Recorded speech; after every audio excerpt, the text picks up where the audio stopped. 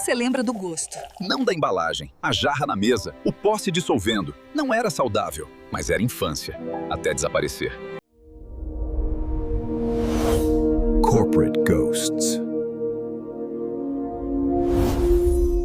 O Kisuko não nasceu para ser lembrado. Ele nasceu para estar presente.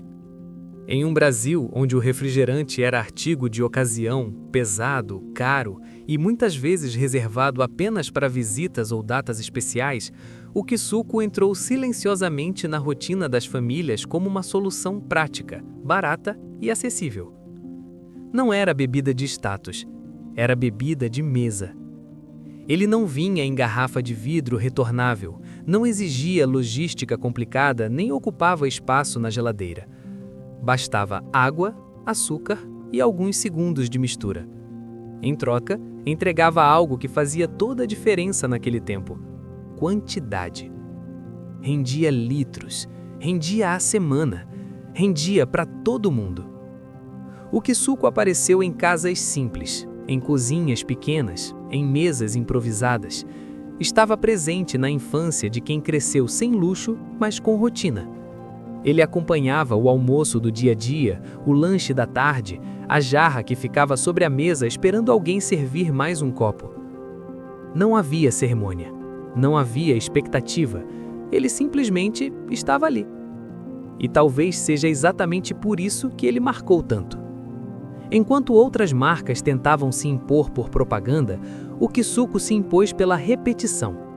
Quanto mais ele aparecia, menos era percebido como produto e mais como hábito. E quando algo vira hábito, deixa de ser questionado.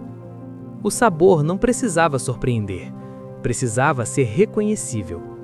Morango era vermelho intenso, uva tinha gosto de uva do Kisuko. Abacaxi era artificial, mas familiar.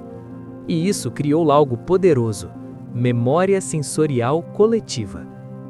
Você podia mudar de casa, de cidade, de fase da vida, mas bastava sentir aquele gosto para ser transportado de volta para a cozinha da infância, para a mesa de plástico, para o copo colorido que nunca combinava com o resto da louça. O Kisuko não competia com grandes marcas. Ele ocupava um espaço que ninguém mais ocupava: o espaço da presença constante. Ele não era especial, ele era cotidiano. E no Brasil, o que entra no cotidiano vira parte da história, mesmo que ninguém perceba na hora. O Kisuko não surgiu por acaso. Ele nasceu em um Brasil que precisava resolver problemas simples com soluções diretas. Nas décadas de 1960 e 1970, o país vivia uma combinação muito específica: crescimento populacional acelerado, urbanização desordenada e renda limitada para a maior parte da população. Alimentar uma família numerosa era um exercício diário de criatividade. Refrigerantes engarrafados existiam, mas eram caros. Sucos naturais exigiam fruta fresca, tempo e desperdício. E água pura nem sempre agradava às crianças. Foi nesse espaço que surgiram os refrescos em pó. Produtos pensados não para impressionar, mas para funcionar. Fáceis de transportar, baratos de produzir, simples de preparar e com margem suficiente para chegar aos mercados de bairro, armazéns e pequenos comércios espalhados pelo país. O Kisuko foi um desses produtos, mas com uma diferença fundamental: ele entendeu o Brasil popular antes dos concorrentes. Não prometia saúde, não falava de vitaminas, não tentava se vender como natural. Ele prometia sabor e rendimento. Um envelope pequeno se transformava em litros de bebida. Para famílias grandes, isso era mais do que conveniência, era alívio financeiro. Para crianças, era diversão garantida. Para os pais, uma solução prática que não exigia explicação. O produto se encaixou perfeitamente em um hábito brasileiro: adoçar a vida simples. Misturar o pó, ajustar o açúcar no olho, provar, corrigir, servir. Esse ritual doméstico criou uma relação ativa com o produto. O Kisuko não vinha pronto. Ele era feito em casa. E isso importa, porque tudo que é feito em casa carrega uma sensação de controle, mesmo quando não há preocupação com ingredientes ou composição. Naquela época, ninguém discutia corantes, açúcar ou aditivos. O critério era outro: funcionar no dia a dia. E o Kisuko funcionava. Assim, sem grandes campanhas iniciais ou glamour, ele começou a se espalhar, primeiro nos bairros populares, depois em cidades menores, depois simplesmente em todo lugar. Quando se percebeu, ele já fazia parte do cotidiano de milhões de brasileiros. O auge do Kisuke não foi um momento específico, foi um período inteiro da vida brasileira. Ele estava nas festas infantis, nos aniversários simples, nos almoços de domingo, nas reuniões improvisadas. Era a bebida que ninguém precisava pedir, ela simplesmente aparecia. E isso fez dele um concorrente indireto de gigantes. Enquanto refrigerantes famosos dominavam a propaganda na televisão, o Kisuke dominava a mesa.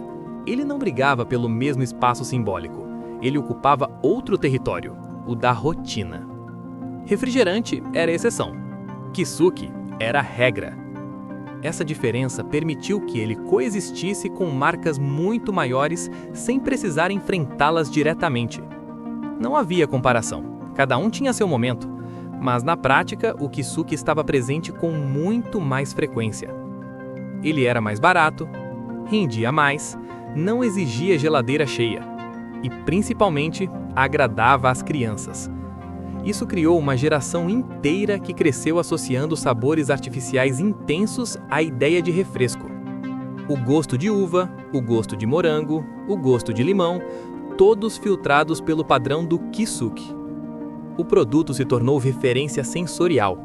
Muitas vezes, quando alguém provava outro refresco ou até um suco diferente, a comparação era imediata. Não parece Kisuke. Esse é o sinal máximo de domínio cultural, quando a marca vira parâmetro. Durante anos, ele não precisou se reinventar. As embalagens mudaram pouco, os sabores eram previsíveis, o produto não surpreendia e, exatamente por isso, permanecia.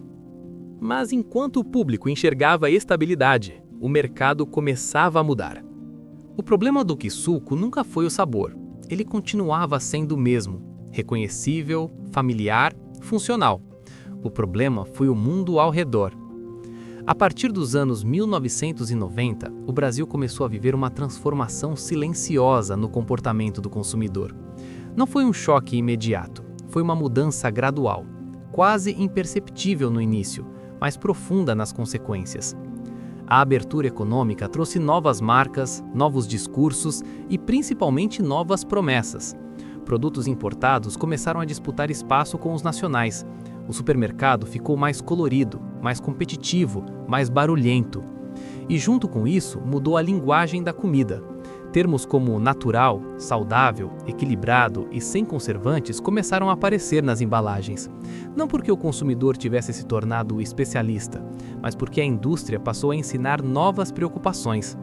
Aquilo que antes não importava, açúcar, corante, composição, começou a ser comentado. Programas de televisão, reportagens e campanhas educativas passaram a falar sobre alimentação infantil, excesso de açúcar e hábitos mais saudáveis. E o Kisuko estava do outro lado dessa conversa. Ele nasceu em uma época em que ninguém perguntava o que tinha dentro do copo. Perguntava apenas se dava para dividir, se rendia e se agradava às crianças. Agora, o jogo era outro. Ao mesmo tempo, surgiam novas alternativas. Refrescos em pó com embalagens mais modernas, sucos prontos para beber, bebidas que prometiam sabor com menos culpa. O Kisuko não acompanhou essa mudança de narrativa. Não tentou se reposicionar, não mudou o discurso, não explicou o que era. E, sem perceber, começou a parecer antigo. Não porque estivesse errado, mas porque estava parado em um tempo que já havia passado. As crianças que cresceram bebendo Kisuko se tornaram adultas, e seus filhos passaram a consumir outras coisas. O vínculo emocional não foi renovado. A memória ficou restrita a uma geração. E quando uma marca depende apenas da nostalgia, mas ainda não é nostalgia assumida, ela entra em um limbo perigoso. O Kisuko deixou de ser escolha, passou a ser lembrança recente e depois lembrança distante. Sem alarde, sem crise pública, sem manchetes. A marca não caiu, ela foi ficando para trás. O Kisuko não teve um fim dramático. Não houve escândalo, não houve pronunciamento público, não houve despedida. Ele simplesmente começou a sumir. Primeiro das propagandas, depois das prateleiras centrais, por fim, da memória ativa do consumidor.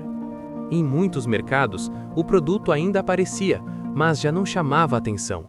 Estava ali, discreto, quase invisível, enquanto outras marcas gritavam com cores mais fortes, novos sabores e promessas diferentes. A indústria havia mudado de ritmo.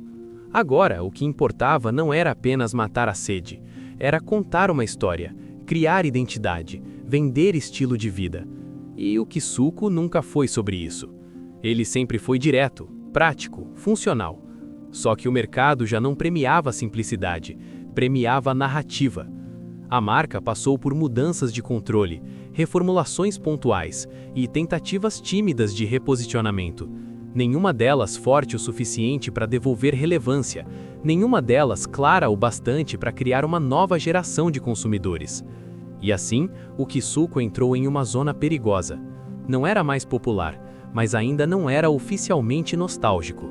E esse é o ponto em que muitas marcas desaparecem, sem que ninguém perceba. Quando uma marca desaparece, ela não some imediatamente da vida das pessoas. Ela some das prateleiras, mas continua existindo em silêncio. O Kisuko nunca deixou completamente a memória coletiva. Ele apenas saiu do presente. Durante anos, seu nome ficou guardado em um lugar curioso, não nas conversas sobre consumo, mas nas lembranças de infância. Era citado como piada, como nostalgia, como coisa da nossa época. Até que, décadas depois, algo inesperado aconteceu. O Kisuko voltou. Não como líder de mercado, não como revolução alimentar, mas como símbolo. Esse retorno não foi movido apenas por estratégia comercial. Foi movido por algo mais profundo, a percepção de que certas marcas não vendem produtos, vendem passado. O Kisuko reaparece em um mundo completamente diferente daquele em que nasceu. Hoje, as pessoas leem rótulos, discutem açúcar, questionam corantes, calculam calorias. Nada disso existia quando ele surgiu. Naquela época, o Kisuko era liberdade, era praticidade, era poder escolher um sabor sem pedir permissão. E exatamente por isso, seu retorno não tenta competir com refrigerantes premium, sucos naturais ou bebidas funcionais. Ele compete com a memória. Quem compra Kisuko hoje não está comprando apenas um refresco em pó, está comprando uma sensação.